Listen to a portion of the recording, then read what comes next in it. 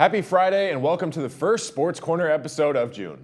I'm Cole Young and as per usual, we have a ton to cover, so I'll jump right in. Starting in the NBA playoffs, the NBA Finals are finally here. I'll give a brief recap of how these two teams got to where they are today and some other information surrounding the finals. Starting in the Western Conference, the Oklahoma City Thunder ended the regular season with the best record in the NBA, going 68-14. In round one, the Thunder swept the Memphis Grizzlies with ease, winning 4 straight games and moving on to round 2.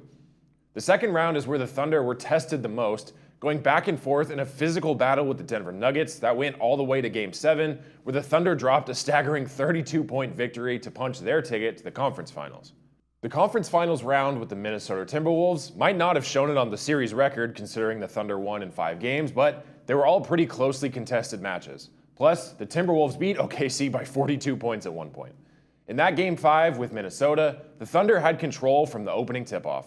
NBA MVP Shai Gilgeous-Alexander dropped 34 points, and the Thunder breezed to a 124-94 win and secured their spot in the NBA Finals for the first time since 2012. The Thunder have never won an NBA title, although technically when they were the Seattle Supersonics, they won one title back in 1979, but to me that doesn't really count at this point. Coming into this series, the Thunder sat as pretty heavy favorites to win the title. However, you cannot count out their opponents, the Indiana Pacers. It might have been easy to overlook the Pacers at the start of the postseason, but after an exciting run as underdogs through the Eastern Conference, they won't be so easily dismissed anymore. The Pacers won 50 games and entered the playoffs as the number 4 seed and proved just how good they could be in the playoffs. They defeated their rivals, the Milwaukee Bucks, 4-1 in round 1. In the conference semifinals against a historic Cleveland Cavaliers team, they showed the world they are truly contenders. The Cavs entered the postseason with 64 wins, just behind the league-best OKC record. With buzzer beaters and incredible come-from-behind wins, the Pacers dominated the Cavaliers 4-1 and moved on to face the New York Knicks in the Eastern Conference Finals. The luck and grit on the Pacers roster continued in that round as they still pulled off miraculous comebacks and buzzer beater shots, outlasting the Knicks 4-2. The Indiana Pacers have not made it to the NBA Finals in 25 years, and just like the Thunder, they have never won a title. So, regardless of who emerges victorious in this finals series, a brand new champion will be crowned for the first time ever. Game 1 of this series was last night, and the Pacers are up 1-0 after securing the first win on the road. Game 2 will be back in Oklahoma City on Sunday at 5 p.m. on ABC, followed by Game 3 heading to Indiana on Wednesday at 5:30, also on ABC. Over in the NHL, the Stanley Cup Finals are officially underway as well. I mentioned it last week, but the rematch of last year's finals between the Florida Panthers and Edmonton Oilers is officially set.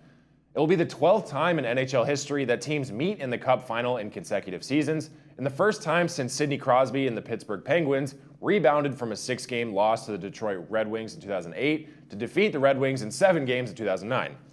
If you remember, last year, the Panthers quickly jumped out to a 3-0 lead, and on the precipice of winning their franchise's first ever cup, lost 3 straight games and the Oilers forced a Game 7. Florida eventually won the title in that Game 7. This year, Edmonton has home ice advantage for the first 2 games. Both of these teams are absolute powerhouses and have each eliminated championship caliber teams on their respective routes to the finals. The puck dropped in Game 1 on Wednesday, and it was a great start to this series. Leon Draisaitl and the Oilers opened up the scoring, taking a 1-0 lead just 1 minute into the first period. The Oilers' lead didn't really last that long, though, as Sam Bennett would deflect in a goal for Florida to tie it at 1-1 9 minutes later. Less than 2 minutes later, Brad Marchand gave the Panthers a 2-1 lead on an assist from Nate Schmidt, and the Panthers were absolutely rolling. That goal set a new record for the most road goals in a single postseason in NHL history, as the Panthers had scored 50 road goals in the 2025 postseason, surpassing the Kings' total of 49 in the 1993 postseason. The scoring didn't stop there, though, as Sam Bennett would put in his second goal of the day in the second period, extending the Panthers' lead to 3-1. Things were beginning to look pretty bleak for Edmonton, but just a few minutes later, Victor Arvidsson would give the Oilers some life with a slapshot goal to cut the lead down to 1. In the do-or-die third period, Mattias Ekholm hit the equalizer for the Oilers on an assist from Connor McDavid, and this Stanley Cup Game 1 was headed into overtime. It was looking like the game would head into a second overtime as neither team could score or close out the game for 19.5 of the 20 minutes of overtime until Connor McDavid yet again assisted Leon Draisaitl with a beautiful pass. Draisaitl put the puck in the back of the net, winning Game 1 for the Oilers 4-3. Both of these teams have generational players, goalies, coaches, and storied franchises, so this series should be incredible for the second year in a row. Let's see if the Oilers can follow in the 2009 Penguins' footsteps and bounce back with a title win. Game 2 of this series will be in Edmonton tonight at 5, with Game 3 heading to Florida on Monday, also at 5 p.m. Basically, every day we will have either playoff basketball or playoff hockey, so enjoy all of it for the next week. In less happy news, I had to update you on the sad state of affairs that is the Colorado Rockies. A few weeks ago, I mentioned that the Rockies had the worst 50-game start to an MLB season in history. Since then, until this week, things had gotten only worse. Every team in the National League finished April with double-digit wins, except for the Colorado Rockies. Somehow, that stat was still true at the end of May. After 2 months and 58 games played, the Rockies finished last Saturday guaranteed to enter June with just 9 wins. The record sat at 9-49, keeping them beyond nearly any precedent for the worst start in MLB history. The Rockies finally got their 10th win this past Monday with a 6-4 win over the Miami Marlins, followed by their 11th and 12th wins after sweeping the Marlins for their first series sweep since May of 2024. I'm going to rattle off some shocking stats about the Rockies this season, so brace yourselves. Until sweeping the Marlins in 3 games this week and earning a series win, they had lost 22 consecutive series dating back to last season and have been swept a total of 8 times this year.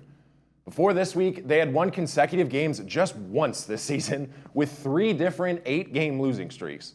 They're on pace for a minus .511 run differential, which would be the worst mark in MLB history by more than 100 runs. They're 18.5 games back from 4th place in the NL West and 25 games back from 1st place. Their starting pitchers have a 6.7 ERA, and for reference, all 9 Dodgers pitchers with multiple starts this season have a better ERA. And lastly, by losing 50 of their first 59 games, the Rockies solidified the worst start in MLB history since the first pitch was thrown in 1871 when Ulysses S. Grant was president. Apologies to any Rockies fans, and it brings me no joy to talk about this, but I'll continue to update as the situation progresses because it's just too astonishing not to mention. Lastly, sticking with baseball, the college baseball and softball World Series have been absolutely electric so far. After shocking upsets this past weekend, the top 2 seeds in Vanderbilt and Texas are out of the Men's College World Series, leaving 6th-seeded LSU as the new favorite, just ahead of their SEC rivals Arkansas and defending champion Tennessee. Today begins the Super Regional round. In the Super Regional, 2 teams play a 3-game series with the winner advancing to the College Baseball World Series. So, here's a look at the schedule over the next 3 days. If this weekend is anything like the last few games, these should be incredible games, so don't miss out on any of the action. For the Softball World Series, it's an all-Texas championship after Texas Tech and Texas each won on Monday. Texas is playing for the national championship for the 2nd consecutive year and 2nd time in the past 3 years. Texas Tech are in their first Women's College World Series final after earning an NCAA tournament berth following a 6-year absence. As a side note, Oklahoma failed to reach the Women's College World Series final for the first time in the past 5 tournaments. Anyway, Game 1 between Texas and Texas Tech was on Wednesday, and it was full of dramatics. With Texas down 1-0, Reese Atwood stepped up to the plate with 2 outs and 2 runners on base. Being a known slugger, Texas Tech attempted to intentionally walk Atwood to load their bases and make it easier for their defense.